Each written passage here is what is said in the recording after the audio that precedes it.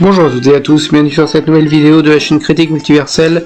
Et aujourd'hui nous nous retrouvons pour une nouvelle critique d'actualité, une actualité série, avec la 7ème saison de la série Black Mirror, série d'anthologie britannique, primée et reconnue, toujours showrunnée par Jerry Bruckheimer et sur laquelle je ne suis pas expert, n'ayant vu que les saisons 1 et 6 il y a quelques temps, même si j'espère rattraper le tout un jour. Mais j'avais quand même envie de voir ce que cette saison allait donner, et j'aime bien les séries d'anthologie en général. D'ailleurs, j'ai hâte du retour de Love, Death and Robots dans quelques temps. Cette nouvelle salve est pensée pour être l'une des dernières, car la série commencerait un peu à s'essouffler, si ma mémoire est bonne. Mais bon, cela n'empêche que nous retrouvons de très gros noms au casting, comme Paul Giamatti, Peter Capaldi, Jesse Plemons, Awkwafina ou encore Emma Corrin, et que les histoires sont l'air assez attrayantes, donc vis-à-vis de leur pitch. Et j'avoue trouver l'ensemble vraiment bon. En effet, le showrunner fait plus que jamais un parallèle avec notre époque, notamment vis-à-vis de l'intelligence artificielle, et va faire ici de bons et de moins bons épisodes, mais qui ont toujours sur le papier des concepts très attrayants, chacun étant assez bien filmé, et le tout reste de bonne tenue et très divertissant. Le casting est bon en grande partie et aide à la qualité de l'ensemble.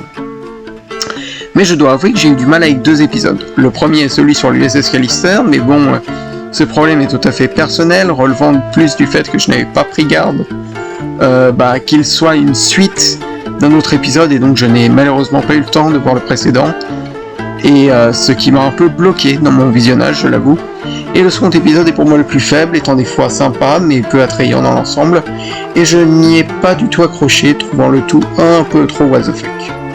Mais sinon j'aime énormément le reste. Si je devais les classer, je dirais que Eulologie est le moins bon des quatre, même s'il a un super concept, de super acteurs et un bon message sur les jeux en général, avec un twist de fin vraiment marquant, et le fait de vouloir sortir du moule, le fait de critiquer un peu le monde du gaming dans sa globalité, avec une intrigue intéressante et vraiment bien trouvée. Peter Capaldi est vraiment bon dans son rôle, mais l'ensemble va rester finalement peu marquant.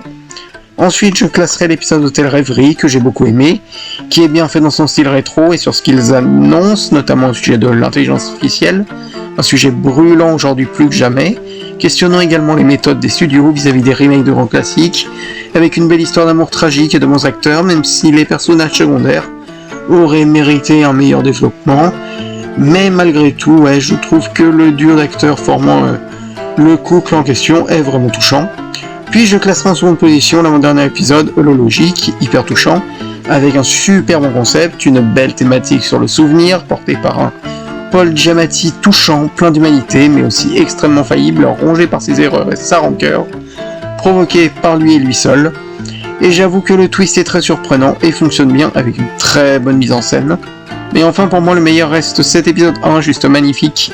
Véritable critique des plateformes de streaming qui cherchent plus l'intérêt financier que l'intérêt créatif, et qui a une thématique touchante sur la mort, sur les prêts à payer en sauvant une vie, le fait de laisser les gens partir avec un couple hyper beau, touchant, ayant une alchimie palpable, une intrigue tragique et émouvante, exploitant son concept jusqu'au bout.